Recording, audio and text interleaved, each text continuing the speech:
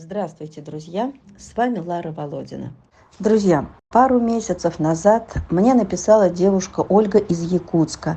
Не могу ли помочь семействам мамки со щенками? Я говорю, а что, вам вообще нужна собака-то? Ну нет, я ее в ППЖ отвезу, я уже договорился. Я говорю, ну пока не отвозите.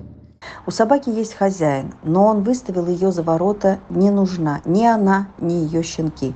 Стерилизовать это тоже за гранью возможного. Нет, щенков я не беру, и даже имеющихся не знаю, кому пристраивать.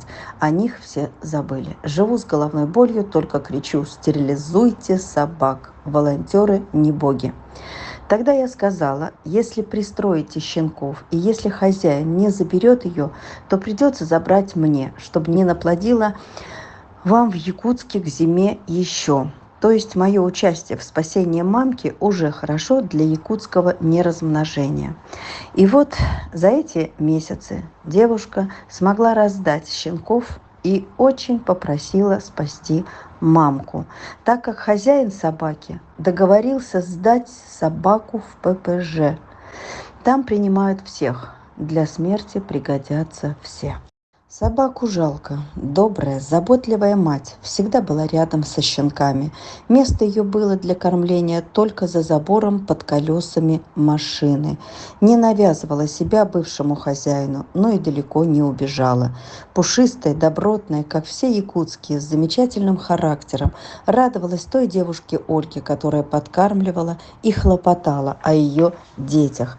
Друзья, эту собаку нельзя не спасти. В ППЖ она погибнет сразу. Помогите, пожалуйста, собаке на дорогу. Помогите вылететь из этого города.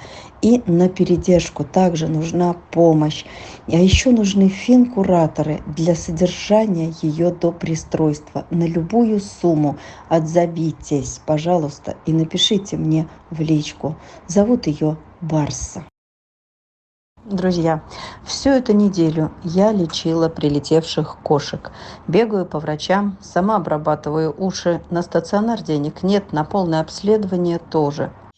Когда синдром Горнера, там изменения на мордочке, там наклон головы, стойки и так далее. У нее нет такого.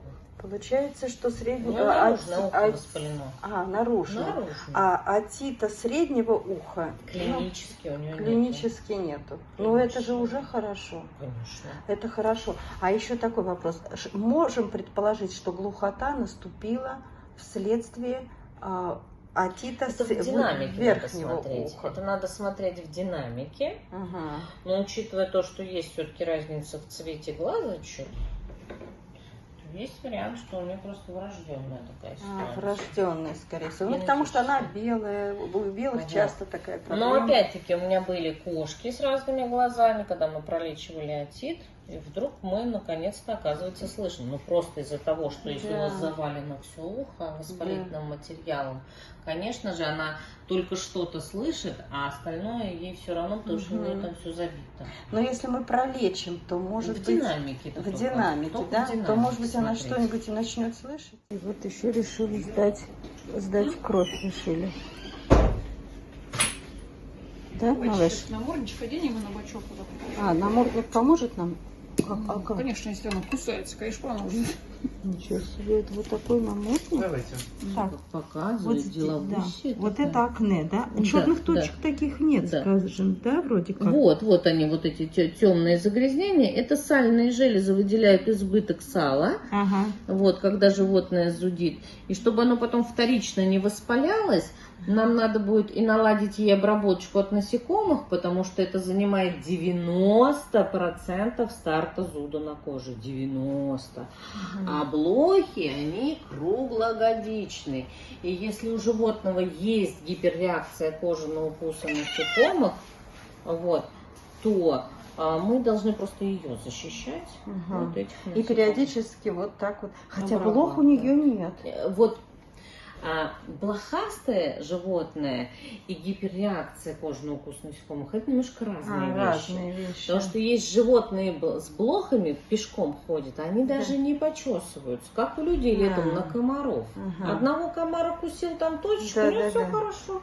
А у другого отек, покраснение, сильно чешется. И вот у нее такая же реакция. Да, то же самое у наших животных. Есть те, которым все равно, они никогда особо не обрабатывались, у них все прекрасно. Ну, красавец, ну что ты такая нервная женщина? Да ладно тебе, никто не обижает. Она просто еще не поняла, где она, чего, что. Она когда адаптируется к своим. Ее это раздражает, она не понимает, на кого реагировать и что от нее хотят. У кого-то идет воспалительный процесс, ищем причину. У всех проблемы со стулом. ЖКТ страдает у всех. То хорошо, то не очень. Смогли попасть и к дерматологу с глухой кошечкой. Лечим отит верхнего уха, лечим от бактерий и клещей, а также анализ показал лейкоцитоз. В общем, все требует времени, рук человеческих, а я вся в собаках, и финансов. Друзья, помогайте, пожалуйста, этим несчастным животным. Без вас не справиться.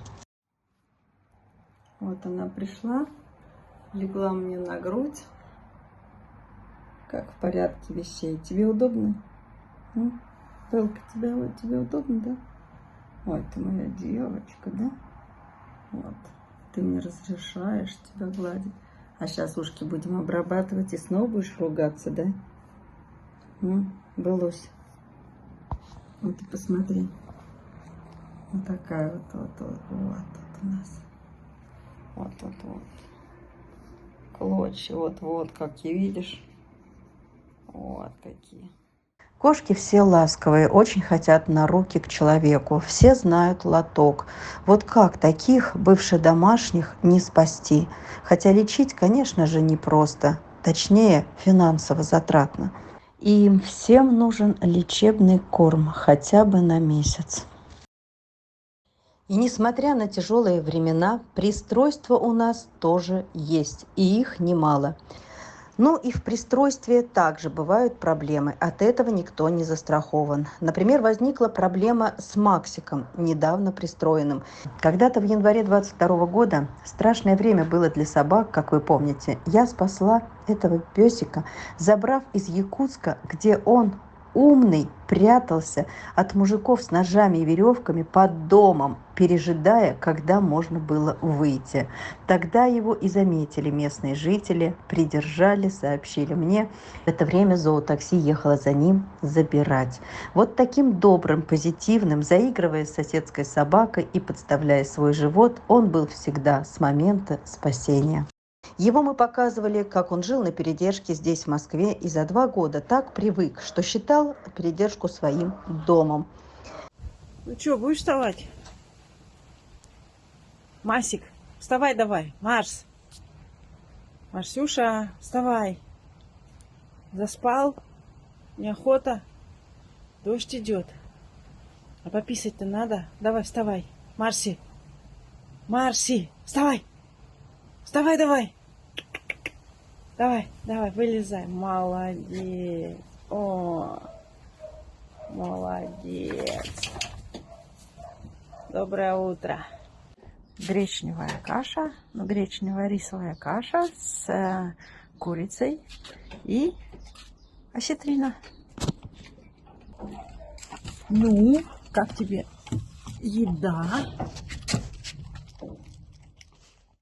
И свои перемены в жизни с пристройством в семью ни в какую не захотел принимать. Ни кинолог, ни перепристройство в другую семью не помогли. То соседские кошки раздражали, и лай стоял неприемлемый, то с хозяйской собакой сцепился, хотя был идеальным парнем и со всеми всегда ладил. Происходило это в Швеции, и у нас не было другого варианта, как забрать его назад. Но и назад, друзья, выехать тоже очень сложно. Поэтому сейчас у нас согласились принять передержка в Эстонии, за что ей огромное спасибо.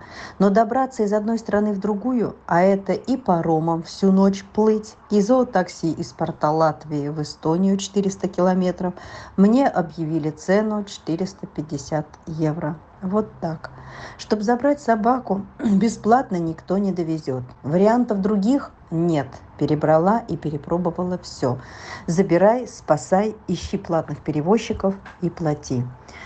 Друзья, пожалуйста, помогите оплатить дорогу Марсику. Будем пристраивать в Эстонии. Там у нас уже много счастливчиков нашли свои семьи. А Злату и Алмаза также вывозили и также не раз перепристраивали. И, наконец-то, они счастливы. О них были давно ролики у нас. Но мы постараемся еще и новые приветы показать от них в одном из последующих роликов.